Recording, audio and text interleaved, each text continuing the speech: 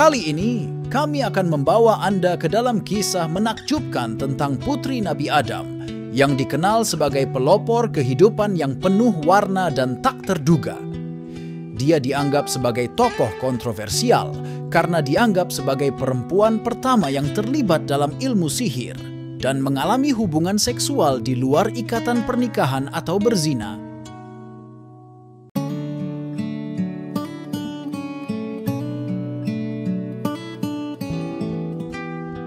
Kisah tentang Putri Adam ini telah tersebar luas dan seringkali dibahas karena keunikannya yang begitu mencolok.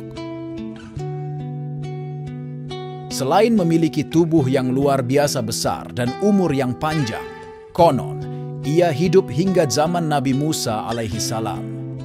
Seperti dongeng yang menarik, kisahnya dipenuhi dengan keajaiban dan misteri yang membingungkan. Tidak heran jika banyak ulama tafsir merasa perlu untuk meneliti kisah ini lebih dalam, mengingat potensinya bertentangan dengan ajaran Al-Quran dan Sunnah Nabi. Pasangan Nabi Adam dan Siti Hawa diceritakan memiliki jumlah anak yang luar biasa banyak. Konon, Siti Hawa mengandung sebanyak 120 kali, dan setiap kelahirannya melahirkan sepasang anak kembar, baik laki-laki maupun perempuan. Bayangkan saja, ini berarti bahwa jumlah anak Nabi Adam mencapai 240 orang. Sungguh sebuah fakta yang menakjubkan, bukan?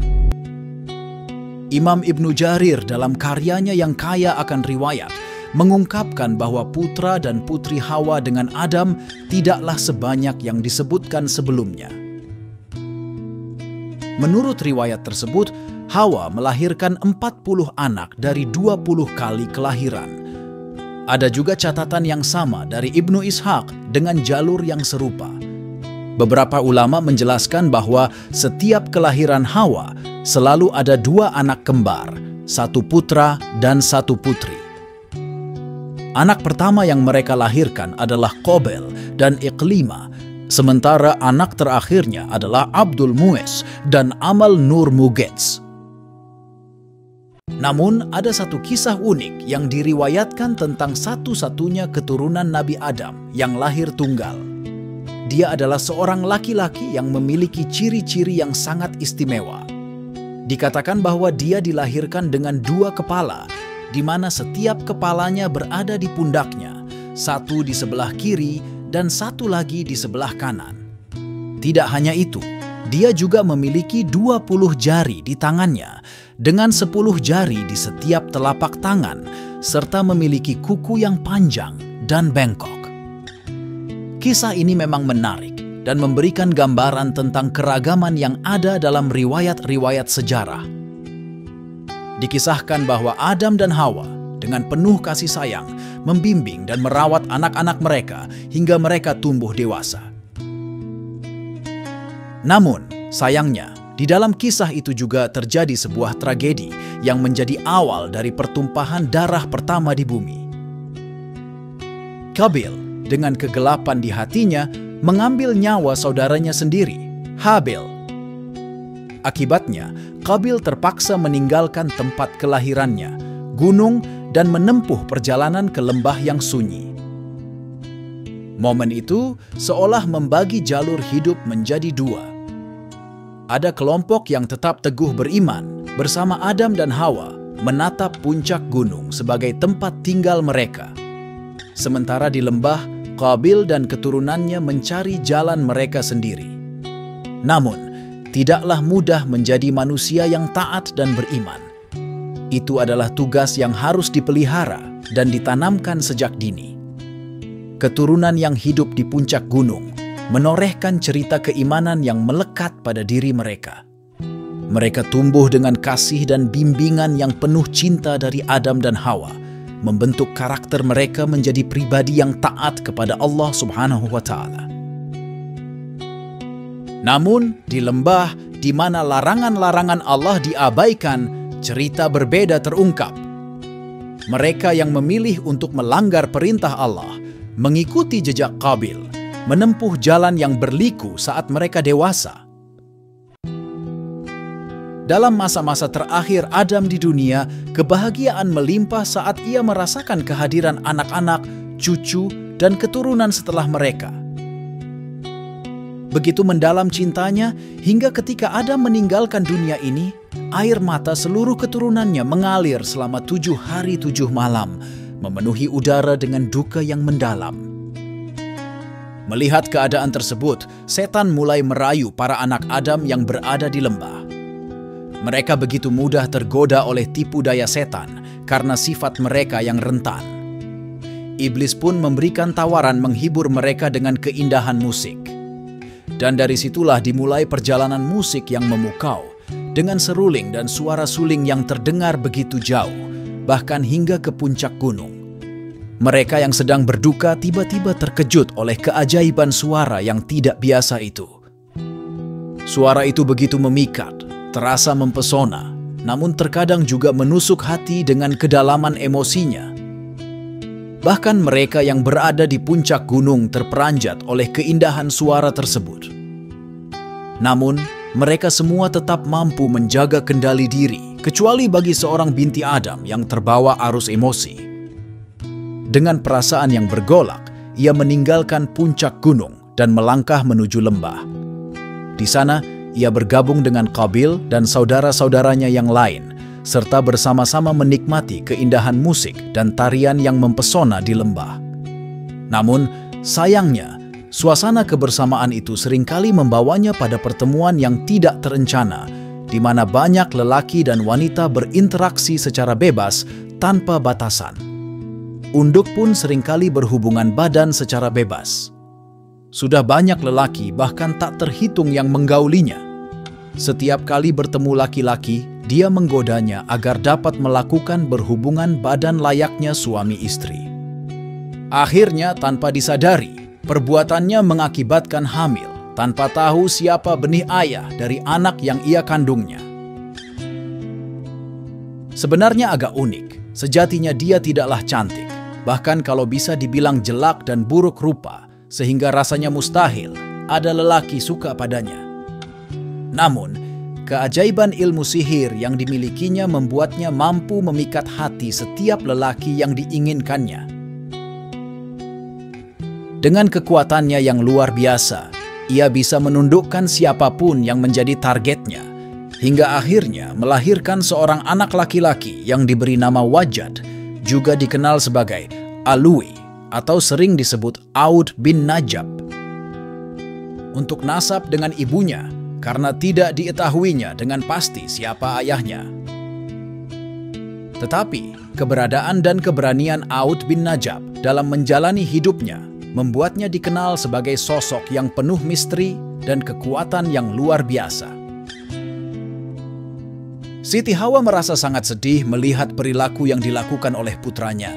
Dengan hati yang penuh doa, dia memohon kepada Allah Subhanahu wa Ta'ala agar lenyap dari muka bumi ini.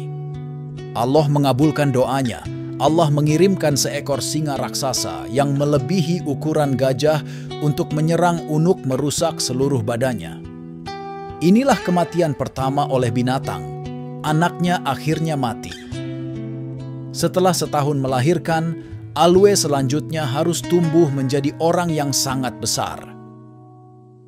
Tubuhnya sungguh luar biasa, mencapai tinggi 600 siku, ukuran yang tak terbayangkan pada zamannya, setara dengan panjang lengan siku seseorang saat ini dan lebarnya pun sama. Bahkan, ada cerita bahwa saat angin topan melanda, ketinggian angin itu belum mencapai lutut Alwe yang bahkan ketika duduk di atas gunung. Kelebihan itu membuatnya mampu meraih ikan dari laut dengan tangan dan memanggangnya langsung di bawah sinar matahari. Sungguh luar biasa betapa besar dan kuatnya dia.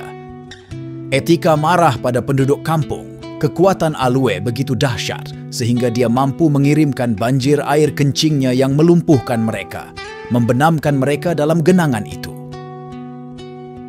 Dalam satu riwayat, dia bahkan berhasil menguasai sebuah kampung secara penuh dengan kekuatan yang dimilikinya.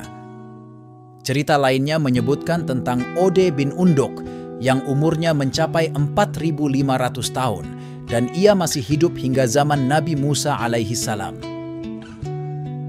Dalam riwayat pada zaman Nabi Nuh, tercatat bahwa Ali bin Unduk memberikan bantuan yang besar saat Nabi Nuh mempersiapkan bahan untuk membuat kapal yang besar. Ketika Allah memerintahkan Nabi Nuh untuk pergi ke Kufah dan mengangkut pohon sake, Nabi Nuh merasa bingung karena tidak tahu bagaimana cara mengangkutnya. Maka Allah memberikan wahyu kepada Nabi Nuh bahwa Ahmad bin Unduk adalah orang yang mampu memikul beban tersebut. Namun, Allah kemudian memberikan wahyu kepada Nabi Nuh bahwa hanya Allah yang mampu memikul beban tersebut. Dari Kufah menuju Tanah Hirah, sebuah perkampungan dekat Baghdad, Nabi Nuh datang ke Ahwas dan meminta bantuannya untuk memikul kayu tersebut. Ahmad bin Unduk menolak dengan alasan bahwa ia hanya akan melakukannya jika Nabi Nuh memberinya makanan yang cukup. Pada saat itu, Nabi Nuh hanya membawa 3 roti dari kacang. Dia memberikan selembar roti itu kepadaku, lalu berkata, "Silakan makan roti ini." Melihat kebaikan hati Nabi Nuh, Ahmad tertawa dan berkata, "Walaupun roti ini sebesar gunung, itu pun tidak akan cukup untuk membuatku kenyang. Apalagi ini hanya selembar roti." Mendengar kata-kata Ahmad, Nabi Nuh memotong selembar roti dan memberikannya kepadanya seraya berkata, "Bacalah Bismillahirrahmanirrahim." Ahmad pun memakannya. Kemudian, Nabi Nuh memberikan selembar roti kedua, namun kali ini hanya setengahnya. Setelah kenyang dan tak mampu menelan lebih banyak, Ahmad dengan kekuatannya membantu Nabi Nuh membawa semua kayu dari Kufah ke Hirah dalam satu perjalanan. Ketika Nabi Nuh menyelesaikan pembuatan bahtera dan banjir mulai mendekat, laut itu memohon kepada Nabi Nuh agar diberi tempat di dalam bahtera untuk menyelamatkan dirinya dari banjir yang akan datang. Nabi Nuh menolak permintaannya. Ketika banjir melanda seluruh dunia, tinggi air tidak lebih tinggi dari lutut. Al-Hafidz Ibnu Ouds bahkan hidup hingga masa Nabi Musa alaihi salam. Ada cerita tentang seseorang yang membenci Nabi Musa dan berniat untuk menghabisi nyawanya. Dia mendekati tentara Musa untuk menghitung jumlah mereka, hanya untuk menemukan bahwa mereka hanyalah sekelompok orang kecil dengan jarak 1 farsakh di antara mereka. Kemudian dia pergi ke sebuah gunung dan mengangkatnya dari bumi, membawanya di atas kepalanya dan berencana untuk menjatuhkannya ke tentara Nabi Musa. Namun, pada saat itu, Allah mengutus burung hudhud yang paruhnya terbuat dari besi. Burung hudhud itu turun di atas batu tersebut dan mulai mematuknya hingga membuatnya berlubang. Kemudian, burung itu turun ke pundak Ahmad bin Unduk dan masuk ke dalam mantelnya sehingga Ahmad tidak bisa bergerak. Saat Nabi Musa melihat situasi itu, dia mendekati Ahmad dan memukul burung hudhud dengan tongkatnya yang panjangnya 10 siku sambil melompat setinggi 10 siku. Ketinggian Nabi Musa sendiri adalah 10 siku, sehingga pukulan tongkatnya tidak mencapai betis burung hudhud. Namun, setelah Musa memukulnya, burung hudhud tersungkur dan kemudian meninggal, terlempar ke lapangan kosong seperti gunung yang besar. Dikisahkan bahwa di negeri Tatar atau Tartaros ada sungai yang bernama Altai. Di sana terdapat sebuah jembatan lengkung yang megah dan besar. Konon, jembatan tersebut terbuat dari tulang Cupid dan dianggap sebagai salah satu keajaiban dunia. Dalam buku yang ditulis oleh Syekh Hamid Ahmad Tahir Al-Bashuni yang berjudul Syahih Kisah Al-Quran dan telah diterjemahkan menjadi kisah-kisah dalam Al-Quran oleh Muhyiddin, Masrida, dan Muhammad Khalid As'ari, disebutkan bahwa Agus bin Uduk termasuk dalam kisah dusta yang mana dia digambarkan sebagai orang kafir yang suka membangkang, sombong, dan jahat. Meskipun demikian, saat banjir zaman Nabi Nuh terjadi, Allah tidak membinasakannya. Meskipun Agus bin Uduk dikenal sebagai orang yang membangkang, kafir, sombong, dan jahat, serta sebagai anak dari pezina, keputusan Allah dalam tidak membinasakannya dianggap aneh. Secara akal, Syekh Hamid Ahmad Tahir mengungkapkan kebingungannya. Bagaimana mungkin Allah membinasakan anak Nuh karena kekufurannya? Nuh dan ayahnya, sebagai seorang nabi dan pemimpin orang-orang beriman, merupakan tokoh yang dihormati dalam agama. Namun, Allah Subhanahu wa Ta'ala tidak membinasakan Auf bin Unu, meskipun dia lebih zalim dan melampaui batas dari apa yang mereka sebutkan. Ibnu Katsir menyalahkan riwayat ini karena bertentangan dengan Al-Quran dan hadis sahih.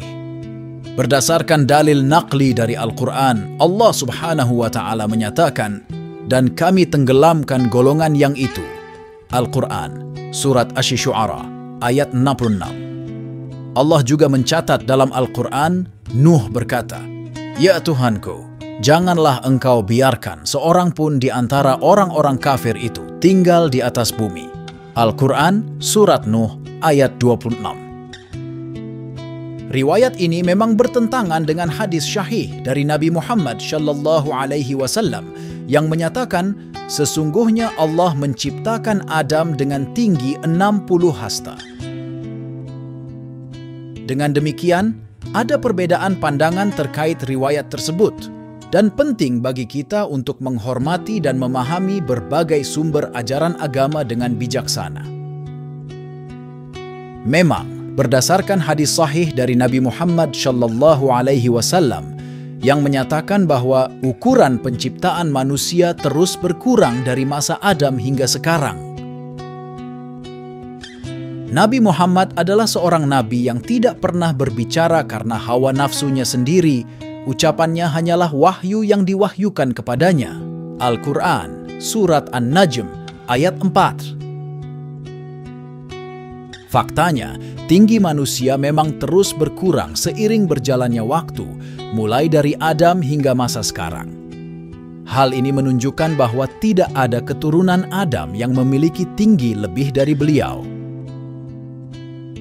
Oleh karena itu, riwayat tentang Ali bin Uruk ini mungkin saja berasal dari orang kafir yang memang seringkali menjadi musuh para nabi. Namun, hanya Allah yang mengetahui dengan pasti kebenaran hal tersebut. Ibnu Qayyim al-Jauziyah dengan tegas menolak riwayat tersebut sebagai sebuah kedustaan. Dia menegaskan bahwa sangat mengherankan bahwa ada orang yang berani memalsukan hadis ini dan bahkan menyertakannya dalam kitab-kitab ulama dan kitab-kitab tafsir yang diakui tanpa memberikan penjelasan tentang kerancuannya. Menurut pemahaman para ahli kitab, petunjuk tidak hanya berasal dari keturunan Nuh, tetapi dari seluruh keturunan Adam. Allah Subhanahu wa Ta'ala menyatakan, "Dan kami jadikan anak cucu mereka orang-orang yang melanjutkan keturunan." Al-Quran, Surat Asy-Syu'ara, ayat 77. Dengan demikian, semua orang yang hidup di muka bumi ini termasuk keturunan Nabi Nuh, sebagaimana Allah Subhanahu wa Ta'ala tetap memberikan petunjuk kepada umat manusia melalui generasi-generasi yang berbeda. Seandainya itu memang benar ada, niscaya dia tidak hidup lagi setelah Nuh. Ibnu Qayyim al-Jauziyah menambahkan, tidak diragukan lagi bahwa hadis ini dan semacamnya dibuat oleh orang kafir dan ahli kitab yang mengejek para rasul dan pengikutnya. Nah, itulah sobat kisah yang bisa kami sampaikan. Semoga dari kisah ini bermanfaat dan bisa menjadi pembelajaran bagi kita semuanya. Allahu a'lam bishawab. Terima kasih buat teman-teman semua yang sudah nonton videonya sampai akhir dan saksikan video-video lainnya hanya di channel ini ya sobat. Terima kasih. Sekian dari kami pamit undur diri. Wassalamualaikum warahmatullahi wabarakatuh.